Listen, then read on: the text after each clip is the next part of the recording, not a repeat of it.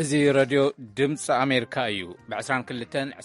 25 31 ሜትር ባንድ ሓፂር ማዕበል ብሳተላይት VOA 24 ብኢንተርኔትን ፌስቡክን ኩሉ ሻምሸት ካብ ዋሽንግተን ዲሲ ብቐጥታ ዝመሓላለፍ መደብ ቋንቋ ትግርኛ ሕዚ ጀሚሩ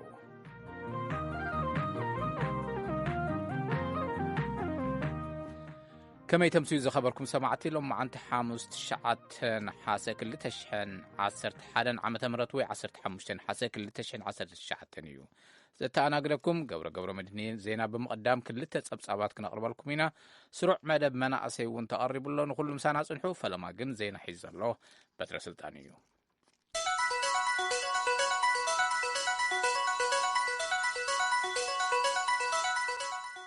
كما يتمسوا بريزيدنت تشاينا جي يونبينغ مستقام هونغ كونغ تراخيبهم بزعبات عصراي سومن زوصر أدمان كلازو بريزيدنت دونالد ترامب أميمهم نبعلهم أن صارهم نزكادو سلف تقاموتات زوجدو مرح أمريكا أبزفنو وتويتر جي مستهم مبزحتو مناسي انت تراخيبهم تسقم هونغ كونغ صبقون زحقوسن أفتاس ماخرك كبيلهم ترامبو سيخهم مرح تشاينا صبقو غير إزفالتو كبر حزبو زخصب عبي مرحيو برتوع هواهون صبق سابيو سلازي جي نساقم هونغ كونغ فتحو يزبل تقداسنت قالو انتو غينو بزي ترتر كفت تحيو لمالو زي كمزيلو كولو اب لندن امباسادر تشاينا لو جيومين تقاومو هونغ كونغ نانا هاركلو تشاينا سقيلة اي ترنيا تساقم هونغ كونغ كاب قوتر وصا ازخون انت مسيلو تشاينا بغلطف كتقوضا ترايا كمزبالو زمتنا زين حبيرو إسرائيل نغلت أبرات بيت مغر أمريكا ناب جزاتها نغيئات وخلكلا الزمع بالزي أب مأكلاي مبرق مشاركة أمريكا مزخونة إسرائيل كوها بزعباز قبع حاجز حدش زور كتعب جيسولو إسرائيل ناب جزاتي أي تأتوان زبالتن ديمقراطاويان أبال بيت مغري أمريكا إلهان عمرن راشد طايبنيان كلتين إسرائيل نفرست أماويان تحزل أجواب كند نقفتين إلهان عمرن راشد طايبن نإسرائيل معرابو وشمتن كالوت كبابتاتن كبت حمد بنيروان نظام الكتوم ريتو زهابو تطباباق منستر وصا إسرائيل تي بي هوفاف أبزع عالم الزيئة هلاونا نزي قبلا ناب إسرائيل نكاتوا أيكن أفكرلن إينايلوم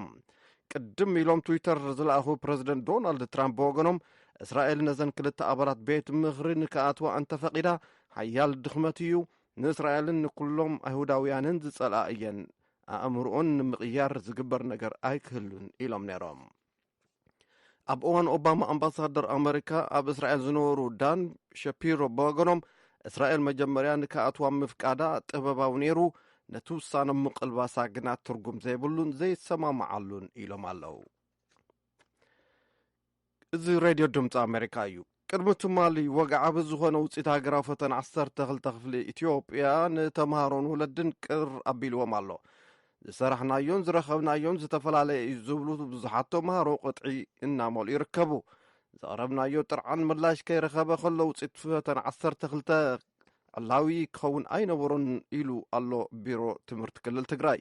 قالتا فتنت تو مهارو عصر تغلتا غفلي كتم عدقراتون أبزي قداي زيرو إتو هوا مالو ولقيت أصبحا أب كلل تجري كتم عدقرات سنستها لماريام كالاين مسنادون بيت مرتي فتنا عسر تخلتك في لزوسدت كوخب كحصي أب سومنزي بستلقق وتصيت فتنا مأتوي يونيفرسيتي تطبيق زجبرته بزي مركبة دسيبل ننتبل أنا أيتتصبحون كم وتصبوا سريحي لي حسيب نيرة بأعتقد على كريو خلقوا بيني خايكم بزحتها مهاري تحت متيون هيلا بفلاي أبقى كبابيتات فتنا تسريق تباهيلو زقلت دما سمعتك زربش يتبل بزح سب كم زولو زلو أو كللات تسريقو قال زول زرواتات ينافس له بطعمي زربشكا حجي طعمي زغودكا كالي أبتا كتما أب خلاي بركي مسنادو بيت مرتغازي مأتوي يونيفرسيتي فتنا زتفتنا حلف ولد جبريل زتبها لتمهاري بوغنم بفلاي أب سكولاستيك أبتيتيود تثبيت زغبرو كم زيرخب يزغلت توصيت طعمي يو زدنقص زحشة وتيت كنا متقولينا تسفزغرنا لسينيرو أبتيتيت زالحوساس ايو ግን ዝተሓተ ውጤት እዩ እሱ መፅኒ ዘይ ፅበየ ውጤት ክመፀካ ከሎ ትድንግፅኻ ቢሮ ትምህርቲ ክልል ትግራይ እውን ኣብ ውጽኢት ሃገራዊ ፈተና ተምሃሮ ጥርዓን ከም ዘቕረበ ፍሊጡ እቲ ቢሮ ኣብ ፌስቡክ ገጹ ዘውፅኦ መግለጺ ትግራይን ካልኦት ክልላት ኣብ ሃገራዊ ፈተና ጥርዓን እናሃለውን ውጽኢት ክግለጽ ኣይምነበሮን ዝብል እዩ ኣብዚ ሃገር ብዝተፈጠረ ጸገም ጸጥታ ስዒቡ ኣብ ገለ ክልላት ምቅድዳሕ ብስፍሓት ተራእዩ ብምባሩ ናብ ሚኒስትር ትምህርቲ እውን ጥርዓን ኣቕሪብና ነርና ይብል እቲ ዝቐረበ ጥርዓን ክንሪኦ ኢና ዝብል መልሲ ተዋሂቡ ምንባሩ እቲ ቢሮ ገሊጹ እቲ ቅሬታ ከይተጻረየ ጸኒሑ ግና ውጽኢት ዕላው ክኸውን እዩ ኣብ ዝተባሃለሉ እዋን ድማ ተመሊሱ ቢሮ ትምህርቲ ክልል ትግራይ ክጻረ ኣለዎ ዝብል ቅዋም ከም ዘጸባረቀ የፍሊጡ እቲ ጥርዓን ምላሽ ከይተዋሃቡ ግና 7 ሓምለ 2011 ዓ.ም ውጽኢት ፈተና 12 ክፍሊ ዕላው ምዃኑ ትኽክል ኣይኮነን ኢሉ እቲ መግለጺ ኣብ ክልል ኣምሓራ ገለ ኣብያተ ትምህርቲ ብፍላይ ዓይነታት ትምህርቲ ባዮሎጂን ኬሚስትሪን ዝተረኣየ ውጽኢት ዘተሓሳስብ ኮይነሎ ኢልዎም ብተወሳኺ ድማ ኣብ ስኮላስቲክ ኣፕቲቱድ ዝተረኣየ ጸገም ምቅያር ኮድ ካብ ተምሃሮን ወለድን ሕቶታት ከም ዘለዓለ እዩ ገሊጹ ንሬድዮ ድምፂ ኣሜሪካ ሙልጌታ ጽብሃም ዓዲግራት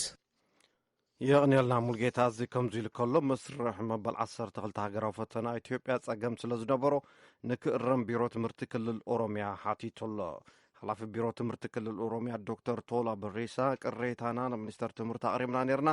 ግን ሰማዒ ኣይረኸብናን ከም ዝበሉ ወኪልና ሙክታር ከድር ዝለኣኹ ሪፖርት ሓቢሩ ኣሎ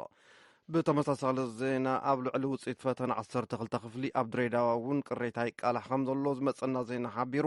ብዛዕባ እቲ ምስሓብ ንምዝራብ ኣብ ቢሮ ትምህርቲ ድሬዳዋ ኣኼባ ከም ዝወዓለ ወኪልና ኣዲስ ቸኮል ይገልጽ ሃገራዊ ኤጀንሲ ሚዛንን ፈተናን ኢትዮጵያ ኣብ ዝሃቦ መግለጺ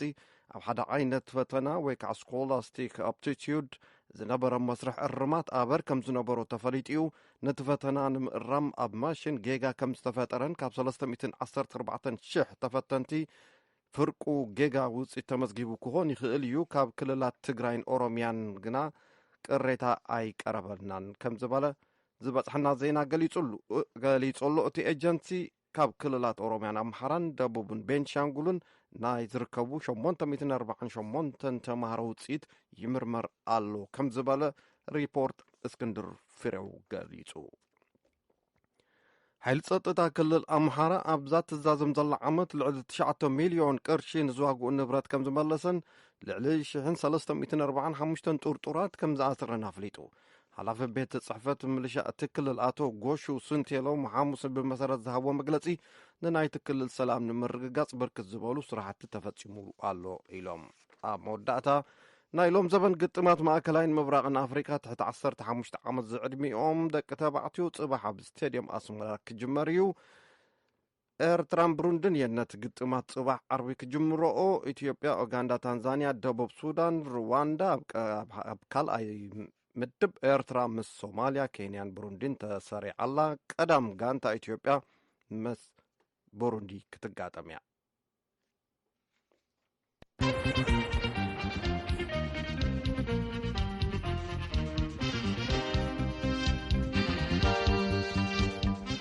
ዜና ካብ በትረ ሰሚዕኩም ዝኸበርኩም ሰማዕቲ ነመስግን በትረ ናብ ፈላማይ ጸብጻብ ክንሓልፍ ኣብ ኢትዮጵያ ብቅድሚ ትማሊ ዕላዊ ዝኾነ ናብ ላዕለዋይ ትምህርቲ ዘእቱ ውጽኢት ፈተና ብተምሃሮን ወለድን ሰፊሕ ቅሬታ ፈጢሩሎ ናይ ትግራይን ናይ ኦሮሚያን ቢሮታት ትምህርቲ ኣብ ሓደ ኣብያተ ትምህርቲ ተሃገር ኣብ ከይዲ ፈተና ዝነበረ ጸገም ከይተመሓየሸ ውጽኢት ዕላዊ ምዃኑ ግቡእ ኣይኮነን ኢሎም ኣለው ዋና ዳይሬክተር ኤጀንሲ ሃገራዊ ፈተናን ምዘናን ትምህርቲ አቶ ራያ ገብረ እግዚአብሔር ስኮላስቲክ አፕቲቱድ ናይ ዝተባህለ ዓይነት ፈተና ናይ ምእራም ጸገም ምንባሩ ተረጋጊጹሎ ኢሎም ካብ ኦሮሚያን ትግራይን ቢሮ ትምህርታት ዝበጽሓና ቅሬታ ግን የለን ኢሎም ኣለው እቲ ኤጀንሲ ኣብ ክልታት ኣምሓራ ኦሮሚያ ደቡብን ቤኒሻንጉል ጉሙዝን ናይ 848 ተምሃሮ ውጽኢት ብመሓዝ እናጻረየ ከም ዝኾነ ገሊጾም ኣለው ኣብ ስኮላስቲክ አፕቲቱድ ዝተፈጥረ ናይ እርማ ሽግር ብምፍታሕ ዝተዓረየ ውጽኢት ኣብ መወዳእታ ዝሰሙን ዕላዊ ከም ዝኸውን እቶም ዋና ዳይሬክተር ኣፍሊጦም ሪፖርተራትና ካብ ኢትዮጵያ ዝለኣኽዎ ጸብጻባት ገብረ መድን ናብ ሓደ ጠሚሩ ከቕርቦ እዩ ንሕና ዝሰራሕናዮን ዝመፀ ውጽኢትን ዘይራኸብ እዩ ዝበሉ ብኣሽሓት ዝቝጸሩ ተምሃሮ ዝተፈላለዩ ክልላት ሎማዓንቲ እውን ኣዲስ ኣበባ ኣብ ዝርከብ ዋና ቤት ጽሕፈት ኤጀንሲ ሃገራዊ ምዘናን ፈተናን ትምህርቲ ናይ ጥርዓን ቅጥዒ ክመልኡ ውዒሎም ኣለው ኣብ ከተማ ሐዋሳ ኣብ ዝርከብ ናይ ፍሬ ሞዴል አካዳሚ ተምሃሪት ምዃና ዝገለጸት መክሊት ታደለ እቲ ውጽኢት ንዓይ ኣይገልጸንን እዩ ትብል የኔ ስኮላስቲክ አፕቲቱድም 32 ነው የሚለው ውጤቴ ማለት ነው እና ናተይ ናይ ስኮላስቲክ አፕቲቱድ ውጽኢት 32 እዩ ዝብል ክዕረ ኣለዎ ብመምህር ኣእርመዮ ነይረ ካብ ክልተ ጌጋን ላዕሊ ኣይነበረንን እያ ዝበለት ካልኦት ተምሃሮ እውን ብተመሳሳሊ ኣፕቲቱድ ጥራሕ ከይኮነስ ብካልኦት ፈተናታት እውን እቲ ውፅኢት ንዓኣቶም ከም ዘይገልጾም ሓቢሮም ቢሮ ትምህርቲ ክልል መንግስቲ ኦሮሚያ ኣብ መስርሕ ናይ 12 ክፍሊ ፈተና ጸገም ስለ ዘለዎ መእረምታ ክግበረሉ ሓቲቱሎ እቲ መጠን እንተተፈለየ እውን ኣብ ክልል ኦሮሚያ ሓዊሱ ኣብ 4 ክልላት 45 ኣብያተ ትምህርቲ ልዕሊ 5000 ተምሃሮ ፈተና ብዘይግቡእ ዝተሰርሐ እዩ ኢሎም ሓላፍ ቢሮ ትምህርቲ ክልል ኦሮሚያ ዶክተር ቶላ በሪሶ እቲ ጥርዓን ንኤጀንሲ ሃገራዊ ፈተና እንተፍለጥ እውን ናይ መእረሚ ስጉምቲ ኣይተወስደን ኢሎም ካብ ዝተፈተኑ ተምሃሮ ናይቶም 5000 ተምሃሮ ውፅኢት ጸገም ከም ዘለዎም ኣብ ዝተወሰነ ብሓደ ብክልተ ወይ ብሰለስተ ዓይነታት ትምህርቲ ዝለዓለ ውፅኢት ዘምጽኡ ምህላዎም ተዓዚብና ኣለና ኢሎም ስለዚህ እነዚህ 5000 ተማሪዎች ውጤት አጠቃላይ የተማሪዎችን ውጤት የሚያዛባ ስለዚህ ናይዞም 5000 ተምሃሮ ውፅኢት ንጠቅላላ ውፅኢት ተምሃሮ ዘዛብዕ ስለ ዝኾነ እቲ ኤጀንሲ ነዚ ብዕቱብ ክከታተሎ በአካል ብምይጥን ብደብዳቤን አፍሊጥና ኢና ብተመሳሳሊ ዜና ኣብ ከተማ ድሬዳዋ ኣብ ናይ ውልቅን መንግስታውን ኣብያተ ትምህርቲ ዝተፈተኑ ብርክት ዝበሉ ናይ 12 ተምሃሮ ዘለዎም ጥርዓን ንምቕራብ ትማልን ሎማዓንትን ናብ ቢሮ ትምህርቲ ምምሕዳር ጥርዓን ምቕራቦም ተፈሊጡሎ ነቲ ጉዳይ ዝሓዝዎ ኣብ ቢሮ ትምህርቲ ድሬዳዋ በዓል ሞያ ትምህርቲ ቶም ተምሃሮ በአካል ናብ አዲስ አበባ ብምኻድ ወይ ብኢንተርኔት ከቕርቡ ምዒዶም ኣለው ዋና ዳይሬክተር ኤጀንሲ ሃገራዊ ምዘናን ፈተናን ትምህርቲ አቶ አርአያ ገብረ እግዚአብሔር ስኮላስቲክ አፕቲቱድ ናይ ዝተባሃለ ዓይነት ፈተና ናይ ምእራም ጸገም ምንባሩ ብምርግጋጽ እቲ ዝተፈጥረ ጸገም እውን ነቲ ፈተና ዝእርም ማሽን ዝተዋሃበ ናይ ኮድ ቦታ ብምቅያሩ እዩ ኢሎም ካብ ቢሮታት ትምህርቲ ክልል ትግራይን ኦሮሚያን ብዛዕባ ኣብ ዝተወሰኑ ክልላት ዝነበረ ኣወሃህባ ፈተና ጌጋ ከም ዝነበረ ብምሕባር ክእረም ምሕታቶም ብዝምልከት ዝተሓተቱ አቶ አርአያ ገብረ እግዚአብሔር አቀዲምና ዝገለጽናዮ በዓልትና ኢና እቲ ውፅኢት ክጸንሕ ዝተገብረ እውን ነዚ እዩ ምስ በሉ አማራ ኦሮሚያ ቤንሻንጉል ጉሙዝና ደቡብ ከነዚህ ክልሎች እንዳሉ እቲ ውፅኢት ቅድሚ ምግላጹ ካብ ኣምሓራ ኦሮሚያ ቤንሻንጉል ጉሙዝን ደቡብን ናይ 848 ተምሃሮ ውፅኢት ከም ዝሓዝና ብዕሊ ኣፍሊጥና ኢና ሕጂ ከም ሓድሽ ነገር ይዝረበሉ ኣሎ ካብ ትግራይ ይኹን ካብ ኦሮሚያ እውን ዝበፅሓና ጥርዓን የለን ሕጂ ኢና ንሰምዕ ዘለና እቲ ዝተዓረየ ውፅኢት ኣብ ዝቕጽሉ ክልተ መዓልትታት ክወፅእ ኢሎም ኣለው ዝኾነ ይኹን ሕቶ ከም ዝቕበሉ ዝገለጹ ኣቶ ረኣያ ክሳብ ሕዚ 6000 ተምሃሮ ብኣካል መጽኦም ኣመልኪቶም ኣለው 3000 ሰባት ድማ ኣብ ዘለውዎ ኮይኖም ብኦንላይን አመልኪቶም አለው ካልኦት እውን ተመሳሳሊ ስጉምቲ ክወስድለዎም ኢሎም ኣለው አቶ ረኣያ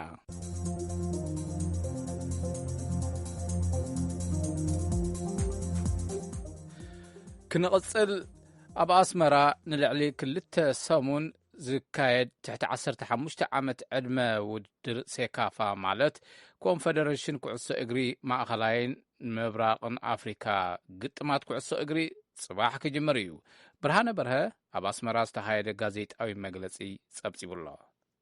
ካብ 16 ክሳብ 30 ነሓሴ 2019 ኣብ ኣስመራ ስታድዮም ዝእንገድ ዋንጫ ሰላምን ምዕባልን ዝተሰመየ ናይ ሴካፋ ወይ ኮንፌደሬሽን ኩዕሶ እግሪ ማእከላይን ምብራቕን አፍሪካ ግጥማት ኩዕሶ እግሪ ትሕቲ 15 ዓመት ደቂ ተባዕትዮ ጽባሕ ብወግዒ ከም ዝኽፈት ኣካየድትን ሓለፍትን ሴካፋ ሎሚ ንጋዜጠኛታት ኣብ ዝሃቦ ጋዜጣዊ መግለጺ ሓቢሮም ናይቲ ውድድር ሓላፊት ሚስስ ፔትራ ናይ ሆቴል መጓዓዝያ መለማመድን መጻወትን ሜዳን ካልእን መሳለጣታት ብዝግባእ ተዳልዮም ከም ዘለው ብምጥቃስ እዚ ግጥም ንሴካፋ ኣዝዩ ጠቃሚ ከም ዝኾነ ንኣሽቱ ከዋህብቲ ተጻወቲ ኣብ ምፍጣርን ምምዕባልን ዓብ ረብሓ ከም ዘለዎ ተዛሪባ ዋና ጸሓፊ ሴካፋ ሚስተር ሙሰኘ በወገኑ ኣብ መንጎ ኤርትራን ኢትዮጵያን ዝተፈጠረ ሰላም ካብ ክልቲኡ ህዝብታትን ሃገራትን ሓሊፉ ነዚ ዞባን ንኣፍሪቃን ዓብ ረብሓ ከም ዘለዎ መራእያ ናይ ዝኸኣ ካብ ናይሮቢ ናብ ኣስመራ ብቐጥታ ብሓፂር ሰዓታት ክመጽእ ከም ዝኻለ ድሕሪ ምጥቃስ ንመራሕቲ ክልቲአን ሃገራት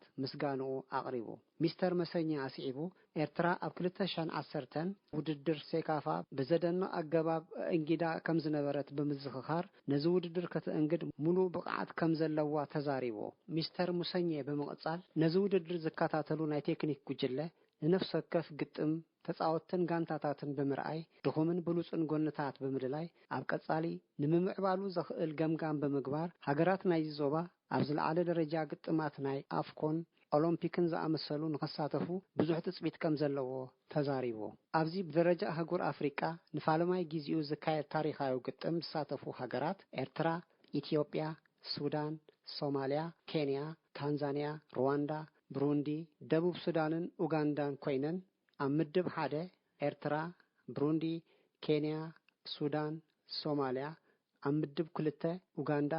ሩዋንዳ፣ ደቡብ ሱዳን፣ ኢትዮጵያን ታንዛንያን ተደላሊለን ይርከባ። ብመሰረት ዝወፀ መደብ ዓርቢ 16 ነሐሴ 2019 ኣብ ሰዓታት ድሕሪ ቀትሪ ኬንያ ምስ ሶማሊያ ኤርትራ ምስ ብሩንዲ ብዝገብርኦ ግጥም መጋረጅኡ ክቕንጥጥ እዩ። ሎሚ ምሸቱን ወግዓዊ መክፈቲ ጽምብል ግጥማት ሴካፋ ትሕቲ 15 ዓመት ኣብ ሆቴል ዓረቦና ተኻይዱ። ብርሃነ በርሀ ንድምፂ ኣሜሪካ ካብ ኣስመራ። ነመስግን ብርሃነ። ኣብ ዘረባና ጋንታ ኢትዮጵያ ምስ ኡጋንዳ ቀዳም ክትጋጠም እያ። ጋንታ ኤርትራ ከምቲ ብርሃነ ዝበሎ ጽባሕ ምስ ብሩንዲ።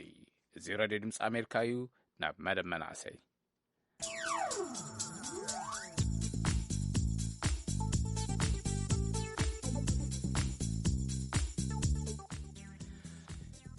ኤርትራ ንዓይነ ስውራንን ዘይተምሃሩን ሰባት እተገልግል ናይ መንበቢ ማሽን ሰሪሓላ። 7 ተምሃሮ ኮምፒተራት ኢንጂነሪንግ ንዓይነ ስውራን ዘይተምሃሩን ሰባት ኣገልግሎት ትህብ ናይ ትግርኛ ጽሑፍ ናብ ድምፂ ብምቕያር ንምንባብ ትሕግዝ መሳርሕቲ እዮም ምሂዞም ዘለዉ። ብሓይሊ ኤሌክትሪክን ፓወር ባንክን እትሰርሕ ብምዃና ዓብዪ ረብሓ ከም ዝህልዋ እቶም መናእሰይ ገሊፆም ኣለዉ። ብርሃነ በርሀ እዩ ኣዘራሪብዎም።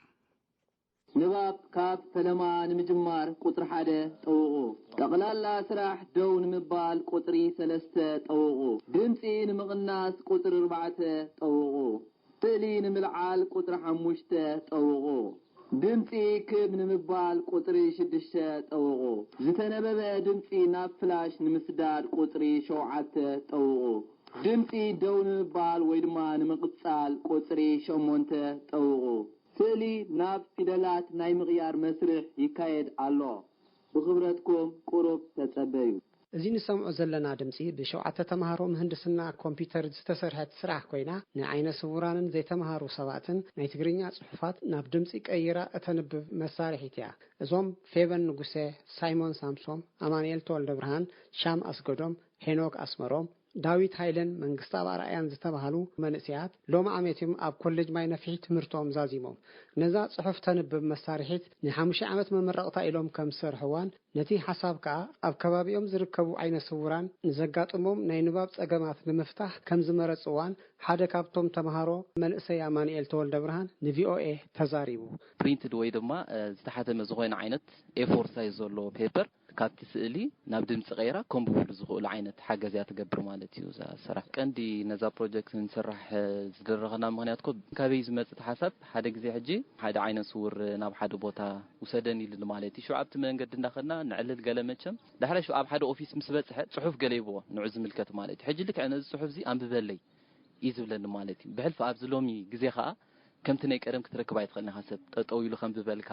ወይ ከዓ እንታይ ክገብርሎም መቆሽሽ ክብሎም ገለ ክብሎም ማለት እዩ። ሕጂ እዚ ነገራት ብዙሕ ዓመት ከሸግሮም ክኢሉ ማለት እዩ። ብፍላይ ነቶም ዓይነ ስውራን ኣብቲ ናይ ኣርት ትምህርቲ ጥራይ ከም ዝሕጾሩ ገይሮም ማለት እዩ። ሂስትሪ ዝንበብተ ዘይኮይኑስ ብዙሕ ኣብቲ ናይ ሳይንስ ዓውዲ ክኸዱ ይከኣሉን ማለት እዩ። ስለዚ ካብዚ ብገስ ይተሓሰብ። ስለዚ ነቶም ኣብ ከባቢና ዘለውስ እንታይ ፍታሕ ከነምጻሎም ንኽእል ካብ ዝብል ሓሳብ ልክዕ በቲ ብቋንቋና ትግርኛ ቅድሚ ሕጂ ስለ ዘይጸንሐ ብኡ መንጽር ኢና ተሓሳብ ቀንዲ መጽያ ማለት እዩ። ብኡ ከዓ እቶም መምሃራን ተቐቢሎማ ናብ ስራሓት ኢና ማለት እዩ። ነዛ ስራሕ ንምስራሕ ካሜራ፣ ስፒከር፣ ኪፓድ፣ ናይ ሰዓት መዐቀቢ ፓወር ባንክ ከም ዝተጠቕሙ ዝተዛረበት ካልእ ኣባል ናይዛ ጉጅለ መንእሰይ ፌበን ንጉሴ ናይ ትግርኛ ጽሑፋት ከተንብብ ዝገበሩሉ ቀንዲ ምክንያት ዝበዝሕ ህዝቢ ኤርትራ ዝዛረቦ ቋንቋ ምዃኑ ተዛሪባ። ሓሳብ ታርጌት ናና ኣብ ከባቢና ዘለዉ ሰባት እዩ። ሕጂ ኣብ ከባቢና ዘለዉ ሰባት ከዓ መብዛሕትኡ ህዝቢ ኤርትራ ተዛረበ ቋንቋ ትግርኛ ስለዝኾነ ብቋንቋ ትግርኛ ንኽንሰርሕ ኢና መሪፅና። ኣብዚ ዝነበረና ድማ ነዚ ናይ ገዝ ወርስ ወይ ከዓ ኣልፋቤት ንኸተዳሉ ኣብ ናይ በዓል እንግሊሽ ገለ ትሬን ዳታ ንዑ ዝኸውን ብዛዕባ ቋንቋ ትሬን ዳታ ዝተዳለወ ነገራት ኣሎ። ሕጂ ካብኡ ፍልይ ዝበለ ከም ስራሕ ዓባይ ስራሕ ክትከውን ትኾይና ወይ ከዓ ከም ሲኒየር ፕሮጀክት ሰሪሕና ክንብል ትኾይና ናይ ገዝ ትሬን ዳታ ክንዳሉ የለየና እዩ። ስለዚ ተስራሕ ናብ ገዝ ከም ትምዕብል ጌርናዮ ማለት እዩ። ናይ ገዝ ስለዘይነበረ ናይ ቀድሚ ሕጂ ማለት እዩ። እቲ ቀንዲ ስራሕ ናይዛ ፕሮጀክት እዛ መንበቢት መሳርሒት ካብ ናይ ትግርኛ ጽሑፋት ወጻኢ ምስተእትወላ ከም ዘይተንብቦ ትሕብር ከም ዝኾነት ዝሓበረ መንእሰይ ኣማኑኤል ፊደላት ትግርኛ ብዙሓት ኣብ ርእሲ ምዃኖም ብስንን ድሕሪ መልሓስ ወይ ብጎሮሮ ዝንበቡ ፊደላት ስለ ዘለዎ ነታ መሳርሒት ኣብ ምልምማድ እቲ ዝዓበየ ብድሆ ከም ዝነበረ ተዛሪቡ ኣብ ትግርኛ ገለ ቃላት ኣለዉ ብስንኻ ጥቂት ካሳይ ትገብሮም ገሊኦም ብድሕሪ መልሓስካ ዝንበቡ ኣለዉ ማለት ስለዚ ነዞም ኩሎም ፊደላት በብሓደ ጽኒዕኻ ሞኻ ኣብቲ ከኣቱ ከሎ ንኣብነት ንሕጂ ኣብ ሰንበት ክትኣቱ ከለን ወይ ብቅድሚት ክትጅምር ከለን እዚ ፍልልያ ኣለዎ ማለት እዚ ሕጂ ሓደ ካብቲ ዝነበረ ቀንዲ ብድሆ ማለት እዚ ፊቸራት ዝኸእተኻ እንድሕር ኖርማል ተሰሪሕካዮ ካብ ቴክስት ናብ ስፒች ከምቲ ዝለኽ መፀልካ ይክእል ማለት ስፔሻሊ ሕጂ እዚ ፓወርፉል ሰርቨር ይሓትት እዩ ብኖርማል ላፕቶፕ ክሰርሖ ይትኽእል ኢኻ ንኣብነት ኣብ በዓል ጎግል ሕጂ ንእንግሊሽ ክሰርሖ ከለዉ ከም ስርዓት ሰርቨር ኣለዎም እንድሕር ተዘይኮይኑ ኖርማል ላፕቶፕ ንኣብነት ሕጂ ዝናህና ክንፍትኖ ከለና ክሳብ ክልተ መዓልቲ ገለ ዝውዕለሉ ነይሩ ሙሉ መዓልቲ ኣብ መንጎ ሕጂ ሓንሳ ኤሌክትሪክ ተኸይዳ እታ ፋይል ኮራፕት ትኾን ማለት እዩ ስለዚ ኦልሬዲ ኩሉ ዝሰርሕ ፀኒሐ ኣየብልኒ ማለት ስለዚ ሕጂ እቲ ሓደ ካብ ቀንዲ ብድሆታት ዘጋጠመና ማለት ቀንዲተን ኣብ መንጎ ቃላት ዘሎ ምምሳላት ልክዕ ናብቲ ናይ ተዛረብቲ ነቲ ቋንቋ ዘሎ ናብኡ ንኸቶም ስለውን ዝተኻየደ ቀንዲ ፃዕሪ እዚ ካብቲ ቀንዲ ብድሆታት ነይሩ ማለት እዩ እዛ ናይ ትግርኛ ጽሑፍ ንምንባብ ትሕገዝ መሳርሒት ነቲ ጽሑፍ ንምንባብ 3 መስራሓት ከም ተሓልፍ መንእሰይ ኣማኑኤል ኣረዲኡ መጀመርታ እታ ስእሊ ምስ ተወሰደት እቲ ስእሊ ልክዕ ናብታ ራስቤሪ ፓይ ፕሮሰሰር ማለት እዩ ኣብኡ ሴቭ ይኸውን ማለት እዩ ስለዚ ሕጂ ኣብኡ ልክዕ እንታይ ኣሎ 3 ዓይነት ሞጁል ዝሰራሕና ኣሎ ተቐዳማይ ካብቲ ካሜራ ስእሊ ወሲዱ ስቶር ምግባር ማለት እዩ ስለዚ ተኻልኢት ከዓ እታ ኢሜጅ ቱ ቴክስት ተባሂላ ዘላ ሞጁል ማለት እዩ እዚኣ እውን ርእሳ ዝኽኣለት ፕሮጀክት ማለት እዩ እታ ሳልሰይቲ ከዓ እታ ቴክስት ቱ ስፒች ማለት እዩ ሕጂ ኢሜጅ ቱ ቴክስት ንብሎ ዘለና እንታይ ማለት እዩ ስለዚ ሕጂ ፕሮሰሰር ንኣብነት ወይ ዛ ንእሽተይ ኮምፒተር ኢልና ሰይሚና ዘለና ልክዕ ስእሊ ምስ ወሰደት ነቲ ስእሊ ክትፈልጦ ይትኽእልና ኣብኡ ፅሕፈት ዲ ዘሎ ስእሊ ዲ ዘሎ ክትፈልጦ ይትኽእልና ስለዚ ነቲ ኣብቲ ፅሕፈት ዘሎ ፊደላት ከመይ ጌርካ ኤክስትራክት ገብሮ እዚ ፕሮሰስ እንታይ ይበሃል እቲ ኢሜጅ ቱ ቴክስት ኢልና የእቲና ዘለና ማለት ስለዚ ነቲ ፊደላት ልክዕ በብሓደ ፈሊያ ምስ ወሰደቶ ናብ ፅሑፍ ወይ ድማ ሰርች ኣብ ቴክስት ንብሎ ምስ ቀይረቶ ነቲ ቴክስት ስፒች ተባሂሉ ዘሎ ኢንጂን እዚ ኢንጂን እዚ ከዓ እንታይ ዝገብር ነቲ ቃላት ልክዕ ዓለልዩ ኣብ ብዙሕ ፊቸርስ ዝምርኮስ ማለት እዩ ናብ ድምፂ ቀይሩ ነታ ሲስተም ይዋ ስለዚ ድሕሪኡ ካብታ ራስቤሪ ፓይ ላይ ዘለና እዚ ፕሮሰስ ምስ ተወደአ ናብተን ክልተ ስፒከርስ ማለት እዩ ተን ስፒከርስ ከዓ እንታይ ነቲ ኣብ ራስቤሪ ፓይ ዝተሰርሐ ኣውዲዮ ፋይል ከመይ ገይረን ዓዋቢለን ነቲ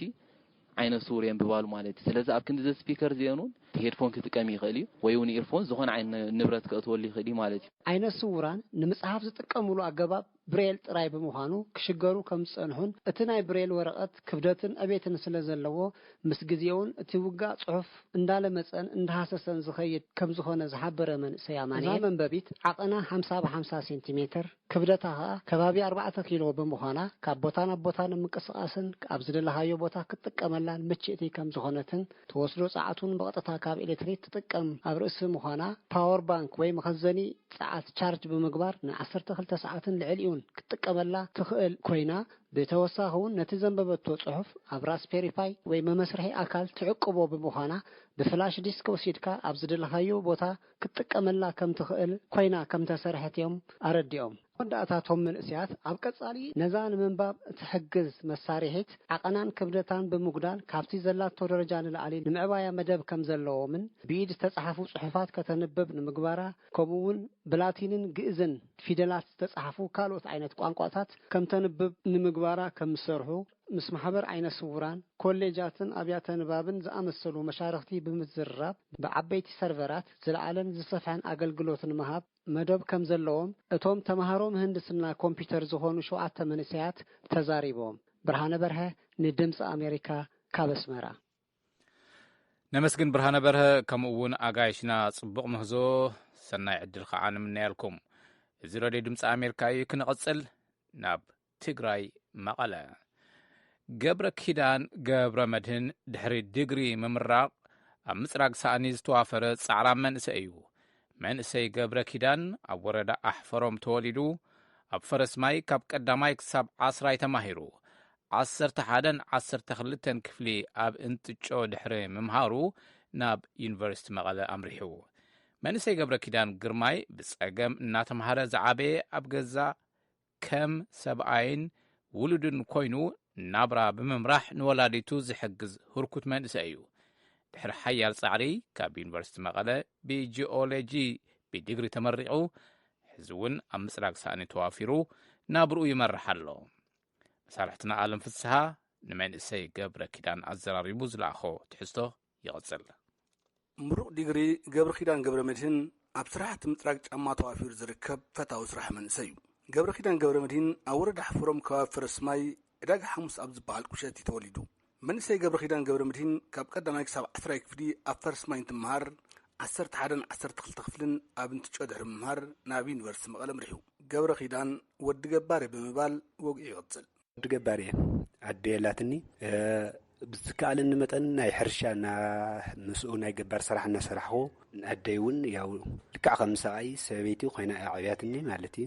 ኩሉ በዓላይ ኣቦይ ሻምናይ ክፍል እናሃለኹ እዩ ሞይቱ ብኣጋጣሚ። ድሕሪኡ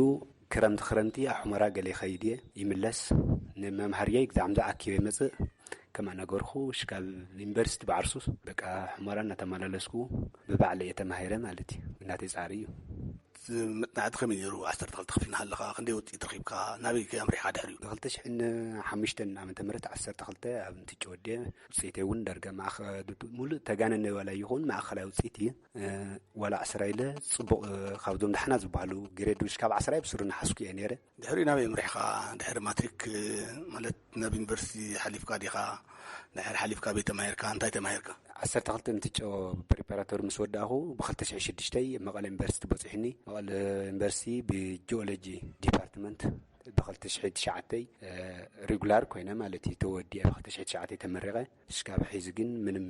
ዝበሃል ዓይነት ስራሕ ክረክብ ይኻልኩም ብናተይ ዲፓርትመንት ስለዚ ረኸብኩ ኢለ ብዙሕ ከፍ ኢለ ካብዚ 2 ዓመት ሙሉእ ግን በቃ ሊስታ ወፂኢ ናብ ዝተባሃለ ናኸድኹ ፍቐድኡ ዘይከድኩ ወየለይ በቃ ሊስታ ብዝወፀስ ኣነ ዓቕመይ ጥራሕ ተረፈኒ ሓደ ክህሉ ይኽእል እዩ እምበር ናኸድኩ እየ። ምንም ግን ክረክበ ይከኣልኩ ስረክብ ስለዘይከኣልኩ ካብ 2 ዓመት ንዓቐብ ካብዚ ከጥፍእ የብለኒ ለ ናይ ባዕለይ እዚኣ ሊስትሮ ጀሚረ ኣለኹ። ከመይ ጀሚርካዮ ኒስትሮ? ማለት ክትኣትዎ ከለኻ ንእሽተይ ዩኒቨርሲቲ ተማሂርካ ዲግሪ ተመሪቕካ ኣቲኻዮሞ ማለት ሞራል ከመይ ተፈጢሩ? ብርግፅ ንምጅማሩ ይኸብድ እዩ። ታዩ ሓደ ዕረኽተይ ክጅምር ከለኹ ንዓርሱ ክሪኡ ንከለዉ ታዩ በጭጩ በቃ ተጸሊሉ ማለት እዩ እምበር ገለ ዝብሉ ዕረኽተይ ነይረመ ዋላ እዚ ስለ ስራሕኩስ ዘግለሉኒ ዕረኽተይ እውን ነይረመ ኣብቲ 90 ሰዓት ማለት እዩ። ኣነ ግን በቃ እንድሕር ጠቕመኒ ኮይኑ ጠቕመኒ ገንዘብ ዝእትወሉ ሜንስስ ከዓ ዝኾነ እዋ እንታይ እቲ ኣነ ሰብ ይብለኒ ኢለስ ታዩ ዝጠቕመኒ እንድሕር ኮይኑ ዘይሰርሕ ኢለ ብናይ ባዕሊ ድፍረት ኣትየ። ድሓር ግን ዋላ ዞም መጀመርያ ዘግለሉኒ ነበረ ሕዚ ዓርሰይ ክኢለ ገዛ ክራይ ናይ ባዕለይ ተኻሪየ ዝንብር ኣለኹ 16 ማለት እዩ። ሕዚ እናርኣዩ ግን በቃ ወይለይ ተለዊጥ ግድ ድሓና ገለናሉስ ዳዋይ ሰላም ማል ጀሚሮም እዩ ማለት እዩ። ደጊ ጽቡቕ መዓልታዊ እቶትካ ክንደይ ይመስል? ከመይ ትነብር ኣለኻ ሎሚ? በርግጥ ኣብ መጀመርያ የሰግእ ነይረ ብዚ ገለ ሰርባይ ክገብር ኣይኽእል እዩ ገለ ዝብል ነይረ። ሕጂ ግን ድሓን ኣምላኽ ይመስገን ካብ 150 ብመዓልትስ ዩቲ እየ ኣበረጅ ማለት እዩ። ከምዚ ከምኻ ተማሂሮም ድማ ስራሕ ሲኢና ኢሎም ፍቕዱ ዝኽሉን ኣብ ዘይድል ቦታን ዝውዕልና ኣለዎ እንታይ ኣለካ እንዚኦም ትብሎ ነገር? በቃ ዝኾነ ይኹን ስራሕ ግድን ብናተይ ዲፓርትመንት ኢልካ ስኢልካ ግዜ ዘይመቐታል ናትካ ዲፓርትመንት ዘይክርከብ ይኽእል እዩ። ግን ዝሓሸ ማራፂ በቃ ገንዘብ ትእትወሉ ሜንስ ተሃልዩ በቃ መምሃር ማለት እኮ ስኢልካ ግድን ተመሪቕካ መንግስቲ ስራሕ ክደልየልካ ግዛዕ ማለት ይኾነ በቃ መምሃር ማለት ንለውጢ ምጓዓዝ ማለት እዩ። ገንዘብ ተግንየሉ ሜንስ ዝኾነ ይኹን ዘይግድስ በርግፅ ናይ ድሑር ኣባሃህላ ኣሎ እዩ እዚ ዓይነት ዝሰርሕ ኣሎ ንዓይ ሕዚ ይብሉኒ እዮም ድሑር ዓይነት በቃ ብቕዓቲ ዝህልዎ ነይሩ ገሊኦም ኣይተመረቐ እዩ ተጫሒሩ ገለ ዝብሉስ ኣለዉ እዮም። ግን ብቕዓቲ ሃሊኳ በቃ ታቲኳ ዝኾነ ይኹን ስራሕ በቃ ገንዘብ ትብሉ ሜንስ ተኮይኑ በቃ ስራሕ እዩ ስራሕ ይናቂ ምንም ማለት ይኾነ። ግን ጽዕንቶታት ናይቲ ማሕበረሰብ እኒሄ ይሽቃዕ ሕዚ ባክወርድነስ እኒሄ በቃ እንታይ እሞ እዚ እንታይ ይሰርሕ ኣሎ በቃ በጭጩ ማለት እዩ ካሊእ ዓይነት ስራሕ ዘይሲኢኑ ድዩ ገለ ይብለካ ገንዘብ ትብሉ ሜንስ ተኮይኑ ግን ምንም ማለት ይኾነን በቃ ስራሕ እዩ ስራሕ ይናቂ። ንቅድሚት እንታይ ኢኻ ትሓስብ? ሕጂ ተኽእለ ብናተይ ዲፓርትመንት ተዘግኒ ደስተኛ ተግንየስ ኣይገድፊ ብናተይ ዲፓርትመንት ማለት እዩ ብዙሕ ዓመት ዝፀዓር ኩሉ ናተይ ዲፓርትመንት ሕልምን ይሄን በቃ ብናተይስ ከኣትየ ዝብል ተዘይ ኮይኑ ድማ በቃ ብናይ ባዕለይ ስራሕ ክብዛ ዘለኽዋ ናብ ንግዲ ብኢኮኖሚክስ ኮይኑ ብካሊእስ ኮይኑ ተማሂረ ናብ ንግዲ ዓለም ብናይ ባዕለይ ክሰርሕ ተስፋ ዝገብር መንእሰይ ገብረ ኪዳን ገብረ መድህን ስራሕ ብዘይ ምምራፅ እቶት ኣብ ትረኽበሉ ዓውድ ተዋፊሩ ዝርከብ ህርኩት መንእሰይ እዩ። ኣብ ዝለዓለ ብርኪ ክበፅሕ ትፅቢትናዩ ብስራሕ ከም ዝልወጥ ዝኣመነ ገብረ ኪዳን ተለዊጡ ክንሪኦ ተስፋ ንገብር። ንዝሃበኒ መብርሂ ኣዝየ ደመስግን። ንድምፂ ኣሜሪካ ሬድዮ ኣለም ፍስሓ ካብ መቐለ።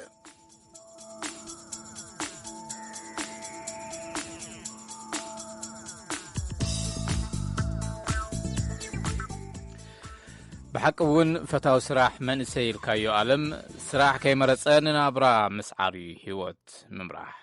ኣነ እውን ክዕወት ተስፋ ገብር። እዚ ካብ ዋሽንግተን ዲሲ ዝመሓላለፍ ዘሎ ሬድዮ ድምፂ ኣሜሪካ እዩ። ዝኸበርኩም ሰማዕቲ ንሎማዓንቲ ርእቶታትኩም የብልናን ጽባሕ ዓርቢ ክሳብ ንራኸብ ድሓን ሕደሩ ዝብለኩም ምስኩሎም መሳርሕተይ ብምዃን ገብረ መድኔ ሰላም። This program has come to you from the Voice of America, Washington.